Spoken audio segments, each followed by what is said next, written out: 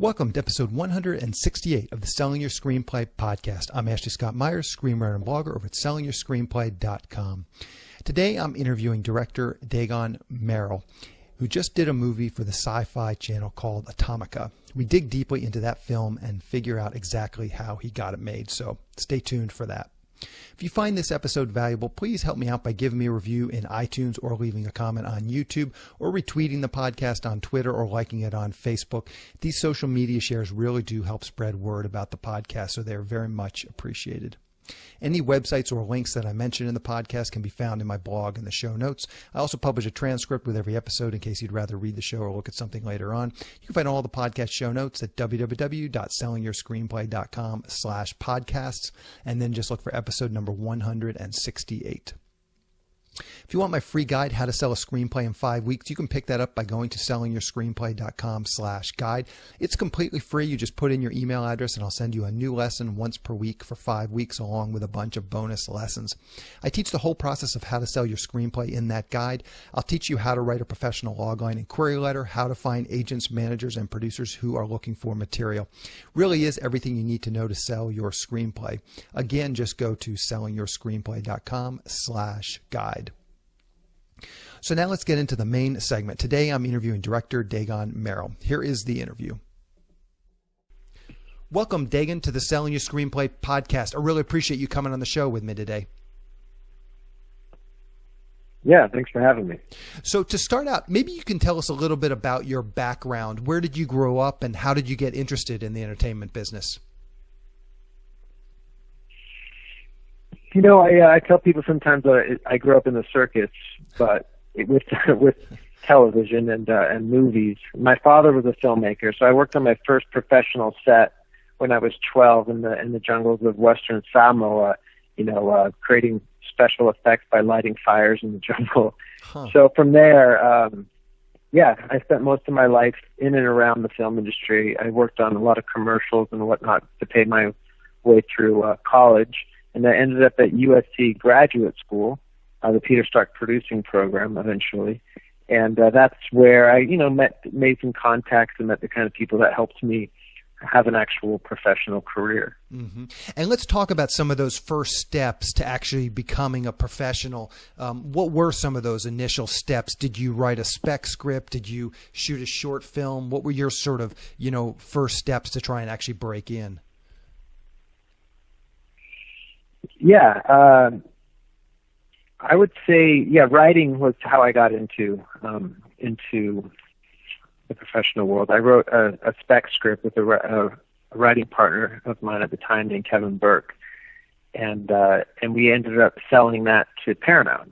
It was a horror thriller, and that was kind of the way. I guess before that, though, as more on the director's side, I had made a short film as part of a competition called Project Greenlight, and the short did really well, and it got me up and got me a lot of exposure. I didn't end up doing the whole Project Greenlight reality TV show, but I did get a lot of exposure because it was one of those years where Ben and Matt Damon and everyone was around, and so I got an agent from that. So that was another thing. That short film, between the short film and the screenplay I wrote, was kind of, I guess, how I worked my way into a position to be doing it professionally. Okay. And was that spec script you're talking about, was that the script for Beneath?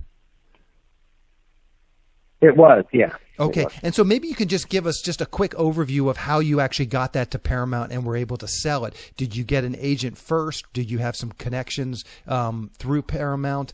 Maybe just give us a quick overview. I know there's a lot of writers who would love to sell a script to Paramount. Yeah. Well, it's interesting. I in that particular case, I wrote it. I got it to some producers, and we were going to make it. So we actually had the financing to make it independently. And I guess through the producers, another producer or someone at Paramount kind of got wind that we were making this really cool indie kind of genre film.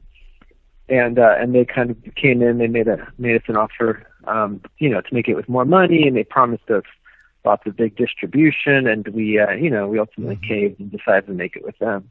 Okay. Now, I'm curious. I get a lot of screenwriters coming to me and they're asking me, hey, how can I attach myself as a director? Did you get any blowback on that as you're ramping up for your first feature film? Was the short film you did for Project Greenlight, was that enough of a calling card that you could show people, yes, I can direct too? Do you have any advice for how a writer could potentially attach himself to a project as a director too? Yeah, I think you do have to have some sort of directing sample that's strong enough so that they at least can get an idea. And my experience, and this isn't with everyone, but my experience sometimes with studios is that they have a lack of imagination, which why it was really helpful for me that I not only made a short that I think was, good and I liked, but that it had received outside applause. Other people liked it. Other people said it was good. And so not only were they able to say, hey, he's done this great short, but he was able, hey, he's done this great short that everyone thought was great. Because I think there's a lot of filmmakers who make incredible stuff, but if it didn't get the right attention, then I think studio people are going to have a hard time.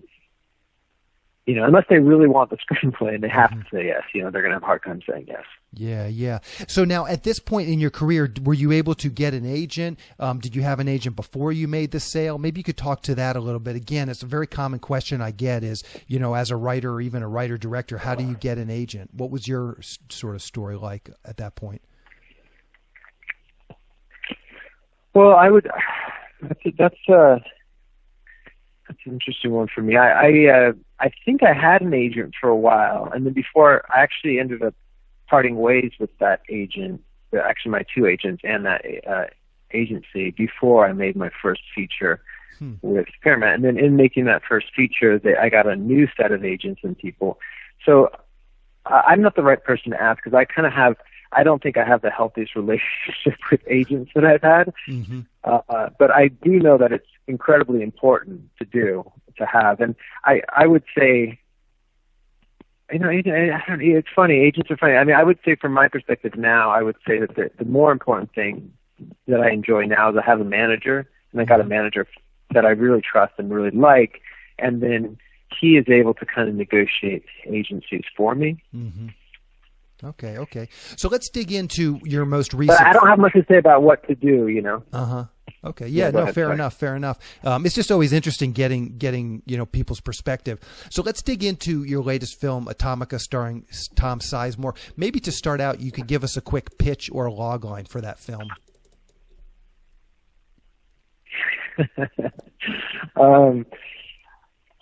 That's why I write screenplays, so I don't have to write anything short. So basically, it takes place in the distant future, where all energy problems have been solved with nuclear power, and an energy inspector, played by Sarah Habel, finds that there's Christmas Eve, finds out there's one of their biggest places where they put all the nuclear waste has gone offline, and so she volunteers to go and figure out what's going on. And when she gets there, the people who are running the station are there, but things aren't exactly what they seem, and so it kind of just escalates from there, or de-escalates, depending how you want to look at it. Mm-hmm. So, how did you get involved with this project?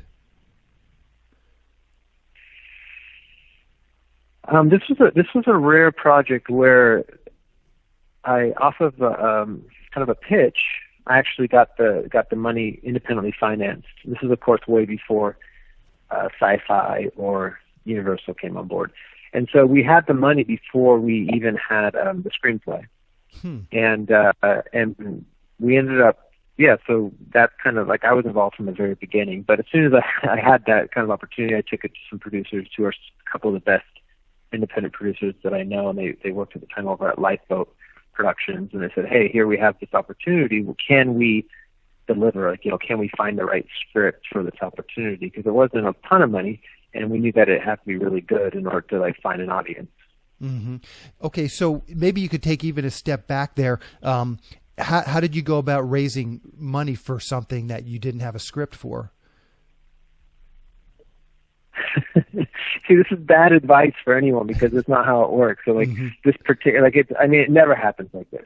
it never happens like this, but I'll tell you the story. Okay. Just so everyone knows what will never happen ever again. But basically, I was with a producer, and we had gone to a company, a production company based in Taiwan, and they were interested in doing something bigger. So we had gone to them with an idea that was probably, in the 12 to $18 million range to get made. And they said, this is a little bit, they kind of changed gears a little bit. So this is a little bit too much for us to bite off right now. But what if you could you make a movie for this much? And we said, yeah, sure. Just at that point, we were a little deflated. We didn't, the big idea we brought didn't work for that much money. And we said, yeah, just send us the money. Here's the wire information. Put it in the bank. As soon as we get the money, we'll for sure make a movie for that budget. No problem. And we just walked out. It was kind of a way to kind of get out gracefully. And then a week later, the money showed up in the bank. So that's how it happened. Wow. Yeah, that is a pretty amazing story. Okay, so then let's track then this particular story, Atomica. So then where did the genesis of that story? Now you have a specific amount of money for a budget. How did you go on, and did you get this script written? Did you have the kernel of an idea, hire a writer? Did you start looking at spec scripts? Where did this sort of genesis of an idea and script come from?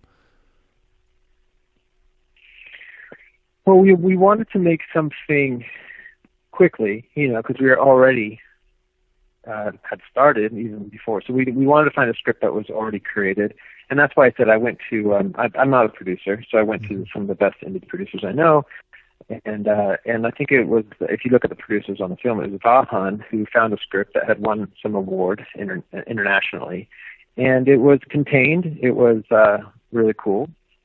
And so we decided to go forward with that. It needed some rewriting to kind of be the way that we wanted, that we kind of felt it needed to be, but it was a great place to start. Yeah. Okay, so let's dig into that a little bit. You just said it was very contained, and there was, had won some awards. Maybe you can just elaborate a little bit on what attracted you to this script. And again, come at this from sort of the director's perspective. I get a lot of screenwriters emailing me, hey, how can I get a director attached? And so maybe you can really talk specifically about what attracted you to this script.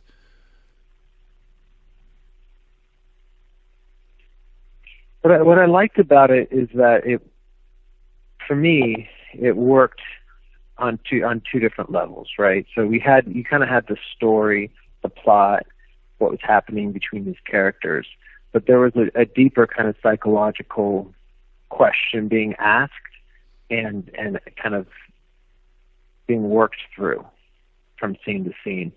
And that's on an indie film, you kind of need that, because you're not, you have to have this intrigue that holds the audience. And again, that's kind of a little bit heady, but what that comes out to on the day is you're reading a screenplay and you're just enthralled by it. You're like, oh, what's happening? And you're kind of finding yourself emotionally involved. And then you get to the end of it and you go, wait, was that really just three people in like one location? Mm-hmm. And you didn't feel the smallness of it, right? Because there's a lot of people who say, hey, let's do a small budget film. I'm going to write this thing with one location and three actors. And it's not great because it doesn't work that way. You don't want to work from one place to the other. You want to start with something that really works, and if it just so happens that it works in a contained way so you can make it independently, then that works for me, Yeah. And you just mentioned that there was a couple of changes that you requested for the script. Again, maybe you can talk specifically about that. What were some of the changes that the writer made from the original script that you read to the version that you shot? Well, we did a couple of passes with the original writers, and then as we were getting close to production, we brought Kevin Burke, who's another great writer, who was a little bit closer, because they were international at the time. I think the writers were on some sort of trip through Europe, so it was a little hard to kind of to stay on. So we wanted to bring in a writer in LA named Kevin Burke, and some of the big. I don't remember specifically. Obviously there's probably a lot of scene moving around in Hanson. But the main change that we made from the original was we made it a SyFy. It wasn't originally SyFy. It was just kind of a thriller.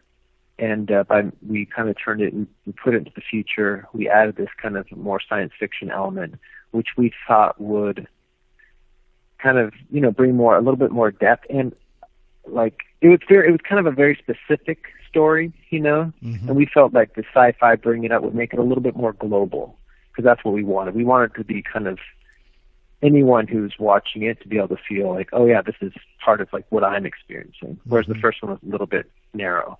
Yeah. I wonder if you can talk just briefly about how Kevin Burke was brought onto the project. What was your relationship like with him before this? And again, I'm asking just because a lot of screenwriters are wondering, well, gee, how do I get hired to do rewrites on these types of projects? And so maybe you can kind of talk specifically about how you went about finding and hiring Kevin. Well, Kevin actually was a writing partner that I had, so okay. He had a distinct advantage because I'd worked with him before, and I just knew that he could deliver. He could deliver for in the time frame. So, I mean, I guess as far as rewriting, what I was looking for was someone that I knew could do exactly what we, being me and the producers, needed him to do, without. And do it quickly, mm-hmm. Whereas I think with sometimes when you go, like if you're going to hire someone to do an original screenplay or off of an idea, you kind of want them to bring a lot of their own ideas and changes and, well, what about this or what about that? And Kevin certainly has those kinds of ideas, but in this particular case, we were on a timeline, and I knew I wanted to go someone who I knew would do exactly what we had decided, execute the notes that were there. Mm-hmm. Yeah. So let's talk about the SyFy element that you added. I'm just curious, and I know, you're the director, so a lot of it for you comes up as sort of, artistic changes and ideas. But I'm curious, is there sort of a business sense that, sci-fi thrillers have a more global audience than just plain thrillers? And did that impact your decision to kind of try and open it up and make it more of a sci-fi than just a plain thriller?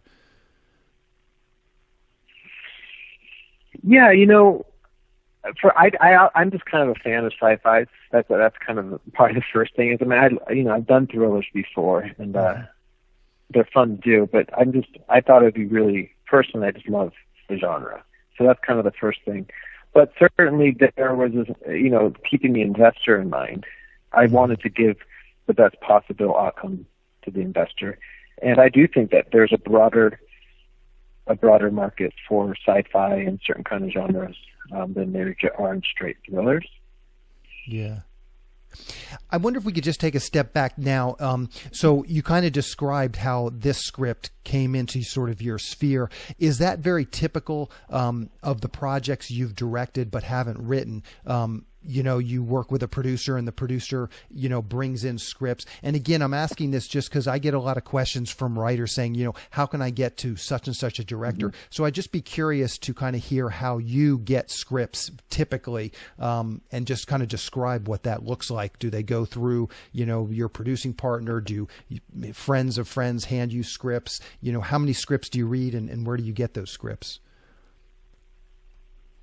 Yeah, typically I get scripts through either my agent or my manager. Okay. And my manager is someone who I really trust to send me good stuff. So he keeps his ear to the ground of what's good, and he will forward me stuff. And I mean, when I'm looking for a script, I'll on average read 2 or 3 a week when I'm looking. Mm-hmm. So yeah, that's normally how it happens. Now, on the other hand, if I have a specific idea, which has happened more like recently, and I was working with, we have an idea, and then we'll go out and hire a writer mm-hmm. to write it based on who we think could do the best job. Yeah. So I'm curious too. So you're reading, when you're looking for scripts, you say you're reading 3 scripts a week. Are there some common mistakes that you see a lot of screenwriters make? And again, I would say coming at this from sort of the director's perspective, are there some sort of things that, mm-hmm. as a director, you wish writers wouldn't do or would do more of? Well, I've reached a point where I tend to be reading pretty good scripts. I would say that because of that, like if there, it seems simple, and it's like if there's any kind of, the first thing that will turn me off to a script is if there's just, if it's not polite, and I mean in a weird way. I don't mean like that it's the writing is polite or that the subject is polite, but that it doesn't respect my time.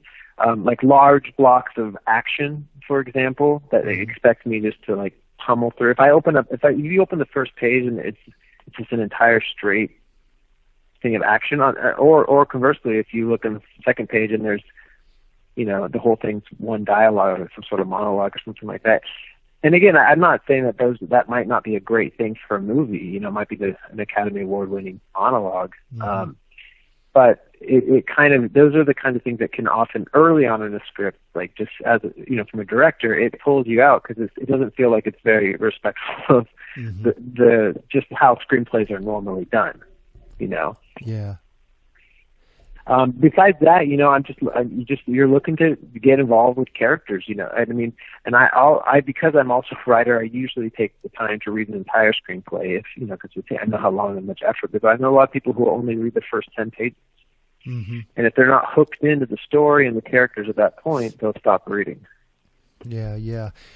So, do you just have any other advice for people looking to break in, whether it be as a writer or a director?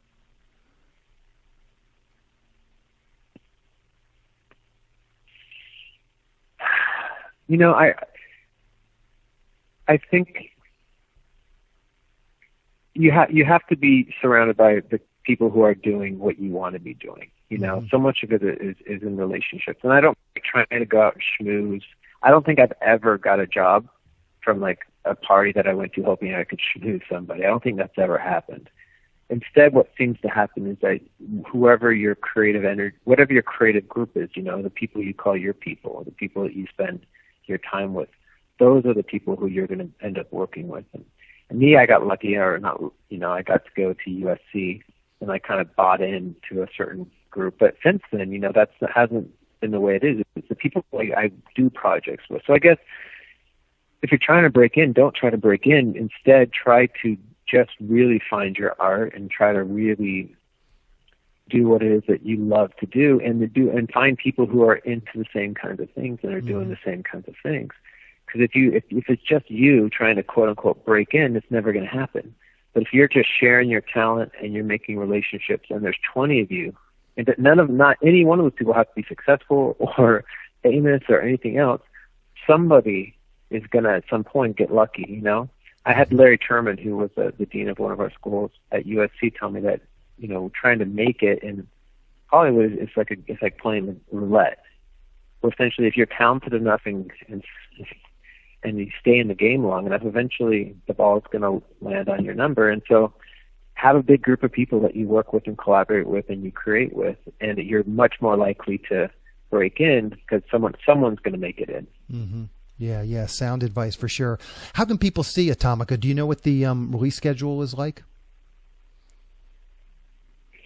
Yeah, you know, it hits theaters in LA and New York on the 17th of March, and then it will be available on video on demand and kind of everywhere I guess movies are watched on the 25th, which is the following week. So iTunes, I assume, I don't know exactly where else. So, coming up here pretty soon. Okay, perfect. And so what's the best way for people to keep up with what you're doing? If you're on Twitter, Facebook, Instagram, anything you're comfortable sharing, you can just give us that now. And I will also just round it up and put links in the show notes so people can click over to it.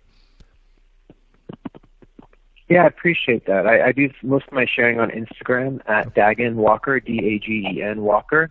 And from there, if people are interested, they can kind of find everything else that I'm doing. Okay, perfect. Well, Dagen, I really appreciate your coming on the show and talking with me today. Good luck with this film, and thank you much. Okay, thanks so much for having me. Thank you. We'll talk to you later. Just want to mention two things I'm doing at Selling Your Screenplay to help screenwriters find producers who are looking for material.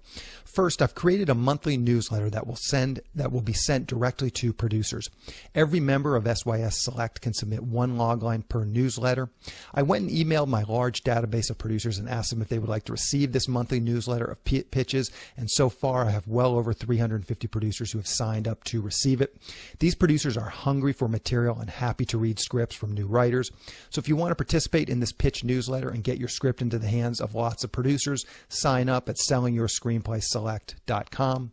And secondly, I partnered with one of the premier paid screenwriting leads sites so I can syndicate their leads to SYS Select members. There are lots of great paid screenwriting leads coming in each week. Recently, I've been getting 10 to 12 high-quality paid leads per week. These are producers and production companies who are actively looking to buy material or are looking to hire a screenwriter for a specific project. If you sign up for SYS Select, you'll get these leads emailed directly to you several times per week. These leads run the gamut from production companies looking for a specific type of spec script to producers looking to hire a screenwriter to write up one of their ideas. Producers are looking for shorts, features, TV, and web series pilots. So it's a huge array of different types of projects these producers are looking for. And these leads are exclusive to our partner and to SYS Select members. To sign up, go to sellingyourscreenplayselect.com. Again, that's sellingyourscreenplayselect.com. On the next episode of the podcast, I'm going to be interviewing Martin Koolhoven, who just did a Western called Brimstone. He wrote it and he directed it. He's originally from the Netherlands, and he built his reputation as a director locally first, and now he's starting to branch out and write and direct films for the international market. He started by doing short films, again, in his home country of the Netherlands, and slowly has worked his way up. We dig into his entire career from those first short films all the way up to his most recent Western film called Brimstone. So keep an eye out for that episode next week. To wrap things up, I just want to touch on a few things from today's interview with Dagen. One of the things that stood out to me is, he kind of prefaced his story about getting the money for this movie as saying this is kind of an anomaly. And he's right. I mean, it seemed like a very unusual situation for a company to give out money really without having much of anything in place. But I will say that on the flip side, in most cases, to get a movie made, you need some element, some unusual element or some bit of luck to kind of fall into place. And a lot of the times, I can tell you from the other films that I've done, some of the bigger films, like one of the first films I did, Dish Dogs, looking back on it, it felt that there was this incredible amount of luck. The planets had to align for that movie to kind of get made. But you need these sort of unusual situations that seem to come out of nowhere. And I don't know that there is a good way to engineer these types of situations, but I do think, and this is what this podcast is all about, hopefully anyways, by putting yourself out there and just trying to make things happen for yourself, that's how you're going to run into these types of situations. I don't know that there's something specific that you can step back and say, well, this is what Dagen did, and so let's try and engineer a similar situation. I don't know that that's a good approach, but I think just sort of the general overview is that he was out there trying to meet people.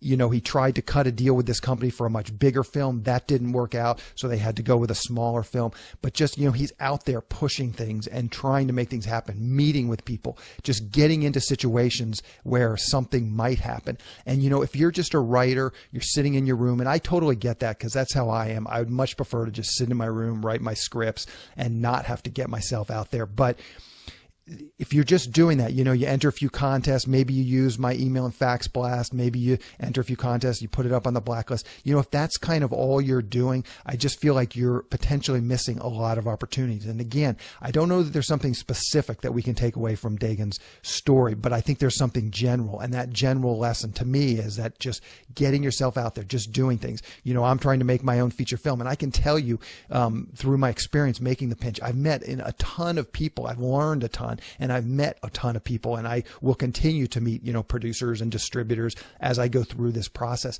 And just that's really what this is all about. That's what the business, how it works on, is relationship. This business is very much based on relationships. And the more ways you can put yourself into those situations, the more chance you have of getting that sort of lucky break, or that sort of, very unusual situation that just seems really odd. But if you're just constantly putting yourself out there, constantly trying to make things happen, hopefully, eventually, something like this will come up. Anyway, that's the show. Thank you for listening.